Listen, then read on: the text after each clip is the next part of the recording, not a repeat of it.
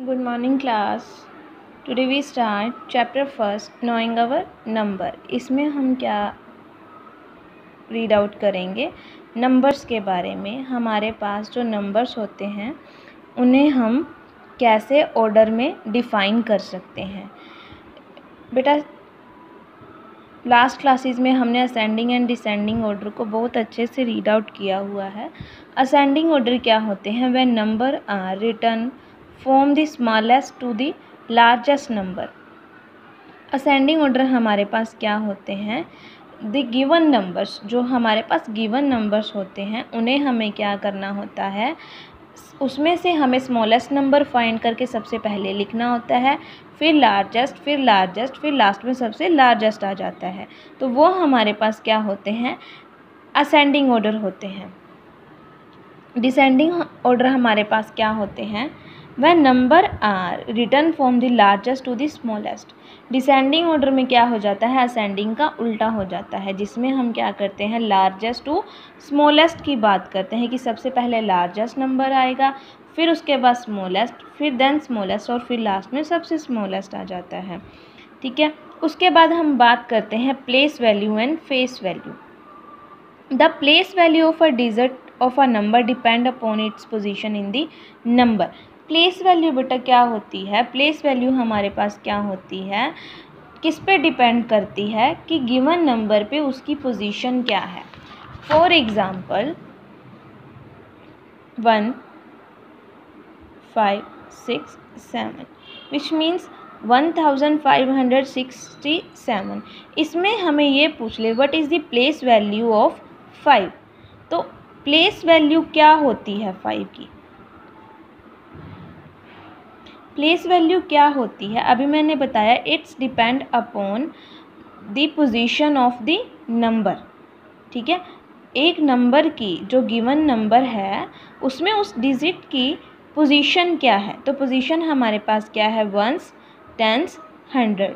100 place पे है which means इसकी प्लेस वैल्यू क्या होगी? 500। तो प्लेस वैल्यू हमारे पास क्या होती है? डिपेंड करती है किस पे? डिजिट्स की पोजीशन पर। और फेस वैल्यू क्या होती है? The face value of a digit a number does not depend upon its position in the number. क्या होता है कि जो फेस वैल्यू होती है वो कभी भी पोजीशन पे डिपेंड नहीं करती, it always remains the same. Face value का मीनिंग क्या हो रहा है? नाम से ही हमें डिफाइन करता है फेस, यानी कि जो दिखने में कैसा है। तो जिस नंबर की हमसे फेस वैल्यू पूछी गई है तो फेस वैल्यू हमारे पास क्या होती है? 6 की अगर फेस वैल्यू पूछेंगे तो 6 का फेस क्या है? 6 ही है। तो फेस वैल्यू हमारे पास क्या आ जाती है? 6 आ जाती है। इट ऑलवेज रिमेन सेम, ये हमेशा सेम रहती है। उसके बाद हम बात करते हैं एक्सपेंडेड फॉर्म की। When a number is written as the sum of place value of all digits of the number, then the number is in its expanded form. तो एक्सपेंडेड फॉर्म क्या होता है? जब हम उसे किस में रिटर्न करते हैं?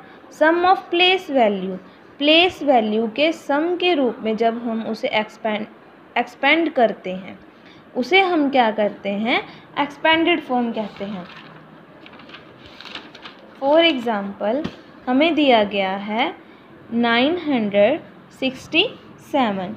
अगर हमसे पूछे what is the expanded form of 967, तो इसे हम कैसे लिखेंगे? अब हमें पता है एक्सपेंडेड फॉर्म क्या होती है? सम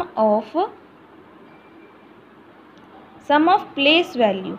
तो प्लेस वैल्यू सबसे पहले हम क्या देखते हैं? 7 किस पे है? वंस प्लेस पे है। 6 हमारा क्या है? 10 प्लेस पे है। और 9 हमारा क्या है? 100 प्लेस पे है। तो हम इसे कैसे लिखेंगे? 9 हमारा कौन से प्लेस पे है? 100 प्लेस पे। तो 9 × 100। सम की बात करते तो सम मीन्स एडिशन। 6 × 10, क्योंकि जो 6 है हमारा 10th प्लेस पे है, और 7 × 1 क्योंकि वो हमारा 1st प्लेस पे है। तो 900 + 60 + 7, तो ये हमारी क्या हो गई? एक्सपेंडेड फॉर्म हो गई। उसके बाद हम बात करते हैं successor. The successor of a given number is the number just succeed that is the number just after the given number. अब छोटी क्लासेस में हम करते थे बेटा आफ्टर एंड बिफोर, ठीक है। ऐसे ही हमारे पास क्या होते हैं, सक्सेसर एंड प्रीडिसेसर्स होते हैं। आफ्टर में क्या होता था, आफ्टर में हम लिखते थे जो गिवन नंबर है उससे नेक्स्ट नंबर। सिमिलरली हम सक्सेसर लिखेंगे। सक्सेसर भी हमारे पास क्या होता है कि किसी नंबर में 1 को ऐड करना।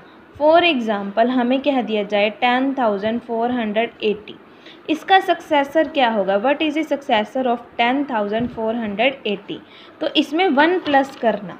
तो 1 प्लस करेंगे तो क्या आएगा, 10,481।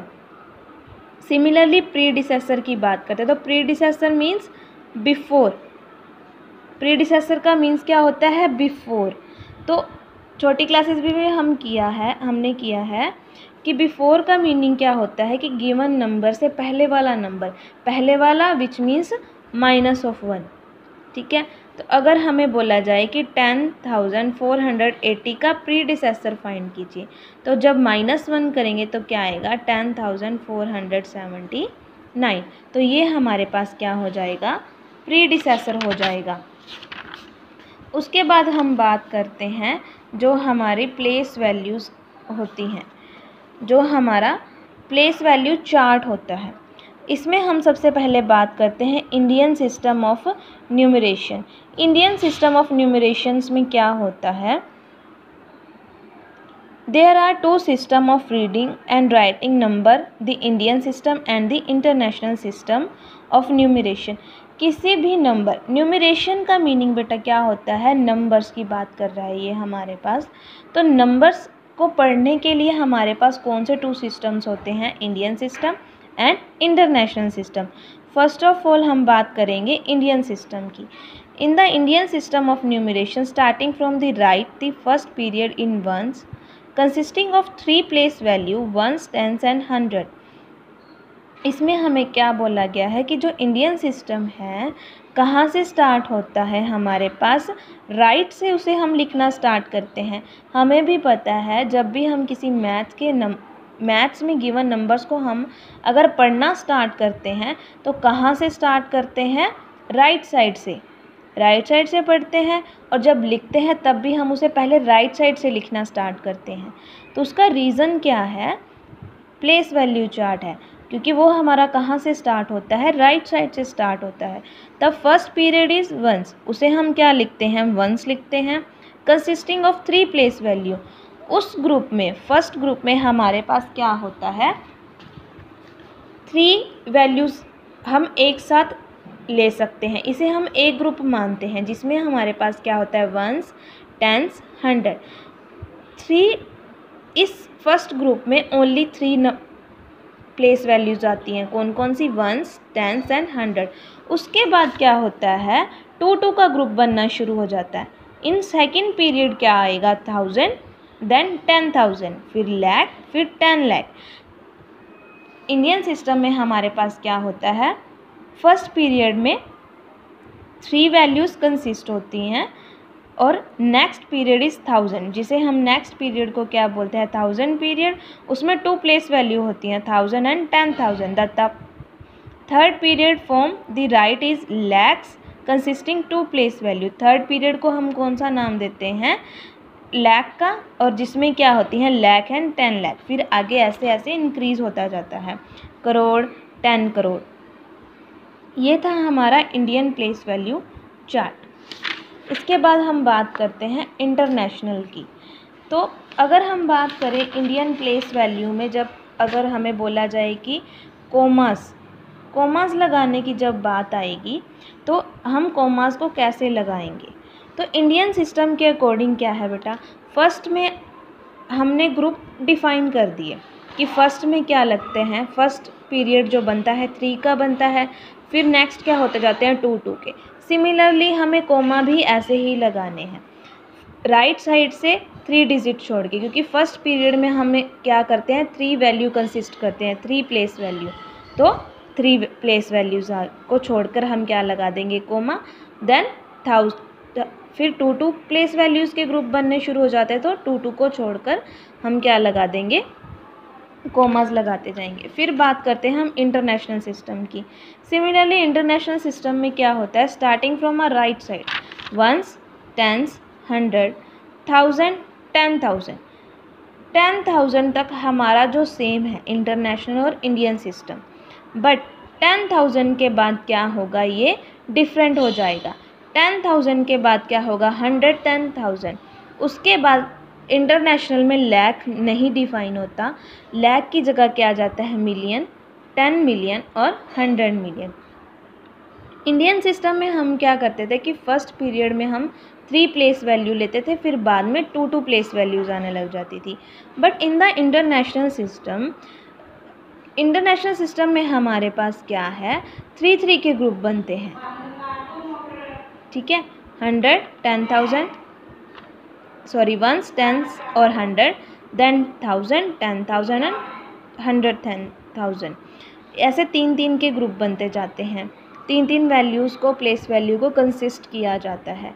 अगर कॉमास लगाने की बात आएगी तो कॉमा भी इसी तरह के लगेंगे, 3 वैल्यू को लीव करके इंटरनेशनल सिस्टम के अकॉर्डिंग। उसके बाद क्या है, नेक्स्ट टॉपिक है फॉर्मेशन ऑफ अ नंबर। अगर किसी नंबर की फॉर्मेशन करनी है, फॉर एग्जांपल हमें सिंपल डिजिट्स दे रखी हैं, जैसे कि गिवन है कि 7, 9, 8, 4, ये हमारे पास कुछ गिवन डिजिट्स हैं।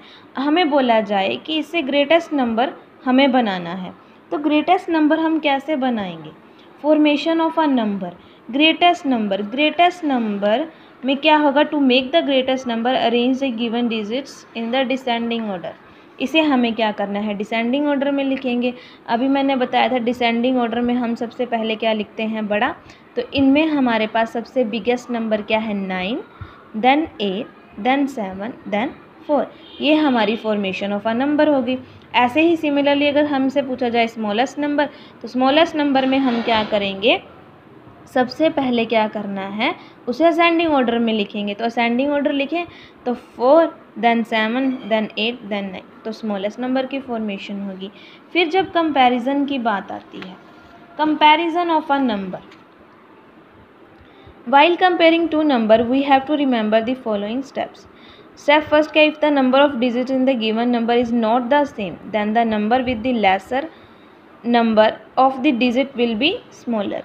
अब हमारे पास क्या है, फर्स्ट स्टेप में क्या है, if the number of digits, counting में जो गिवन नंबर हैं उसमें अगर काउंटिंग में कुछ नंबर्स, डिजिट्स हमारे पास सेम नहीं है, डिफरेंट है, जैसे कि ये एग्ज़ाम्पल है, हमें कंपैरिजन करना है, तो स्टेप फर्स्ट हमें क्या कहता है कि पहले हमें काउंट करना चाहिए कि इनमें कुछ डिफरेंस तो नहीं है। तो 1, 2, 3, 4, इसमें हमारे पास कितनी डिजिट है, 4 है, और इसमें हमारे पास क्या है, 3।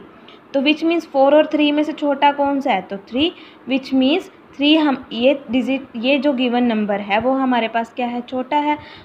तो बेसिकली जो हमारे पास 4 डिजिट वाला नंबर था वो क्या हो गया, हमारे पास बिगेस्ट हो गया। तो स्टेप फर्स्ट के अकॉर्डिंग हम कंपैरिजन ईजिली कर पाएंगे। स्टेप 2 क्या है, if the number of digits in the both the numbers is the same. Next में हम क्या करेंगे, जो हमारा नेक्स्ट स्टेप है उसमें क्या कह रहा है कि अगर जो गिवन नंबर है उसमें डिजिट्स क्या हों, हमारे पास सेम हों, तो first compare the digits at the first place from the left. अब क्या कह रहा है कि हमें फर्स्ट क्या करना है, कंपेयर करना है लेफ़्ट साइड पे नंबर को। जैसे कि ये देखिए, ये गिवन नंबर है हमारे पास, इसमें अगर हमें कंपेयर करें तो लेफ़्ट साइड में हम देखो, मैथ्स में हम लिखना कहाँ से स्टार्ट करते हैं, राइट साइड से, बट जब कंपैरिजन की बात आएगी तब हम लेफ़्ट साइड से कंपेयर करना स्टार्ट करते हैं। तो इन दो नंबर में अगर हम कंपेयर करें 4 और 4 इक्वल, देन लीव, छोड़ दो। फिर हम चलते हैं नेक्स्ट नंबर पर। नेक्स्ट नंबर क्या है, 3 दोनों में सेम है तो इसे भी हम छोड़ देते हैं। फिर चलते हैं नेक्स्ट पे, 2 और 2 ये भी हमारे पास सेम है। फिर नेक्स्ट बात आती है लास्ट नंबर पर, 1 एंड 2, इसमें हमारे पास देखो 1 और 2 में हमारे पास बड़ा कौन सा है 2, विच मीन्स ये जो गिवन नंबर है हमारा क्या हो जाएगा, बिगेस्ट हो जाएगा। विच मीन्स कंपैरिजन करना है कुछ बड़े नंबर्स का, तो हम क्या करते हैं, लेफ़्ट साइड से कंपेयर करना स्टार्ट करते हैं। फॉर एग्ज़ाम्पल यहाँ पर 5 होता, फॉर एग्ज़ाम्पल यहाँ हमारे पास 5 होता, तो हम जब लेफ़्ट साइड से कंपेयर करना स्टार्ट करें तो ये हमारे पास 5 और ये हमारे पास 4, तो 5 और 4 में बड़ा क्या है 5, विच मीन्स हमारे पास जो फर्स्ट नंबर है वो क्या हो जाएगा, बिगेस्ट हो जाएगा। आज के लिए इतना ही, बाकी हम नेक्स्ट